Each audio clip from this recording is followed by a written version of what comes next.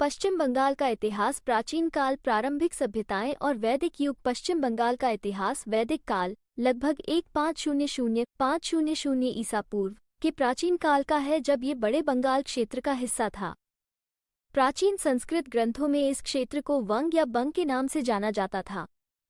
प्रारंभिक वैदिक ग्रंथों और महाकाव्यों, महाभारत और रामायण में वंग राज्य का उल्लेख है। वैदिक साहित्य में विभिन्न जनजातियों का भी उल्लेख है, जैसे कि वंग और पुंडरा, जो इस क्षेत्र में रहते थे। मौर्य और गुप्त काल 3वीं शताब्दी ईसा पूर्व में पश्चिम बंगाल सम्राट अशोक के अधीन विशाल मौर्य साम्राज्य का हिस्सा बन गया। इस अवधि के दौरान बौद्ध धर्म व्यापक रूप से फैल गया, जिससे स्तूपों और स्तंभों जैसे महत्वपूर्ण पुरातात्विक साक्ष्य बचे। मौर्यों के पतन के बाद यह क्षेत्र गुप्त साम्राज्य के नियंत्रण में आ गया। सी 320-550 सीई। गुप्त काल को अक्सर भारत के स्वर्ण युग के रूप में जाना जाता है, जो विज्ञान, गणित, खगोल विज्ञान और साहित्य में महत्वपूर्ण प्रगति से चिन्हित है। विशेष रूप से इस युग में शास्त्रीय संस्कृत साहित्य का उदय हुआ और प्रभावशाली वास्तुशिल्प कार्यों का निर्माण हुआ। मध्ययुगीन काल पाल राजवंश 8th-12th सेंचुरी 8वीं शताब्दी में गोपाल द्वारा स्थापित पाल साम्राज्य बंगाल पर शासन करने वाला एक प्रमुख राजवंश था। पाल बौद्ध धर्म के संरक्षक थे और उन्होंने इस क्षेत्र में और उससे बाहर, विशेष रूप से नालंदा और विक्रमशिला जैसे प्रसिद्ध मठों की स्थापना के माध्यम से महायान बौद्ध धर्म के प्रसार में योगदान दिया।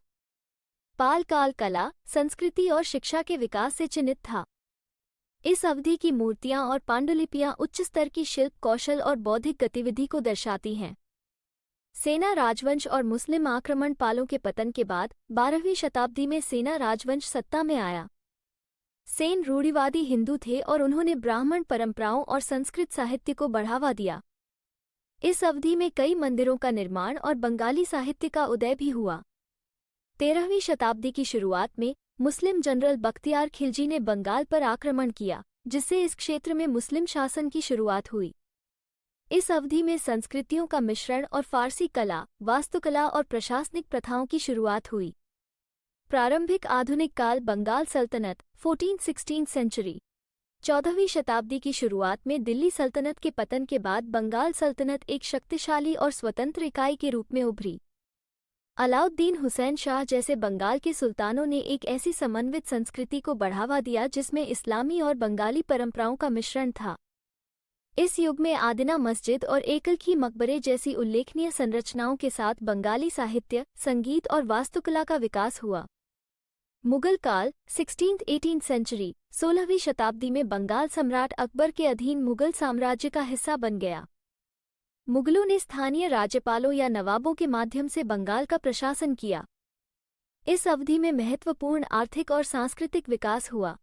बंगाल रेशम, कपास और नील का उत्पादन करते हुए व्यापार और वाणिज्य का एक प्रमुख केंद्र बन गया। मुगल काल में ढाका, अब बांग्लादेश में, एक प्रमुख शहर के रूप में उभरा। पूरे बंगाल में मस्जिदों, मकबरों और किलों सहित कई संरचनाओं में मुगल वास्तुकला का प्रभाव स्पष्ट है। औपनिवेशिक काल ब्रिटिश ईस्ट इंडिया कंपनी 1757-1858 1757 में प्लासी की लड़ाई ने बंगाल में ब्रिटिश औपनिवेशिक शासन की शुरुआत की। रॉबर्ट क्लाइव के नेतृत्व में ब्रिटिश ईस्ट इंडिया कंपनी ने बंगाल के नवाब सिराज उद दौला को हराकर इस क्षेत्र में ब्रिटिश प्रभुत्व स्थापित किया। अंग्रेजों ने बंगाल के संसाधनों का दोहन किया, जिससे महत्वपूर्ण आर्थिक और सामाजिक परिवर्तन हुए। लॉर्ड कॉर्नवालिस द्वारा प्रस्तुत 1793 के स्थायी निपटान अधिनियम ने भूमि स्वामित्व और राजस्व संग्रह का पुनर्गठन किया, जिससे किसानों पर प्रतिकूल प्रभाव पड़ा। ब्रिटिश राज 1858, 1947, 1857 के भारतीय विद्रोह के बाद ब्रिटिश क्राउन ने बंगाल सहित भारत पर सीधा नियंत्रण कर लिया। इस अवधि में 1911 तक ब्रिटिश भारत की राजधानी के रूप में कोलकाता, पूर्व में कलकत्ता, का उदय हुआ। बंगाल शिक्षा, राजनीतिक गतिविधि और सामाजिक सुधार का केंद्र बन गया। राजा राम मोहन राय, ईश्वर चंद्र विद्यासागर और रवींद्रनाथ टैगोर जैसी हस्तियों के नेतृत्व में बंगाल पुनर्जागरण ने बौद्धिक और सांस्कृतिक जागृति की अवधि को चिन्हित किया। सुभाष चंद्र बोस जैसे नेताओं और ब्रिटिश शासन को चुनौती देने वाली क्रांतिकारी गतिविधियों के साथ इस क्षेत्र ने भारतीय स्वतंत्रता आंदोलन में भी महत्वपूर्ण भूमिका निभाई। विभाजन और स्वतंत्रता। बंगाल का विभाजन 1947 में ब्रिटिश भारत के विभाजन के परिणामस्वरूप बंगाल का दो भागों में विभाजन हुआ, पश्चिम बंगाल जो भारत का हिस्सा बना और पूर्वी बंगाल जो पाकिस्तान में शामिल हो गया, एंड लेटर बिकेम बांग्लादेश इन 1971। विभाजन के कारण बड़े पैमाने पर प्रवास और सांप्रदायिक हिंसा के साथ महत्वपूर्ण जनसांख्यिकीय परिवर्तन हुए।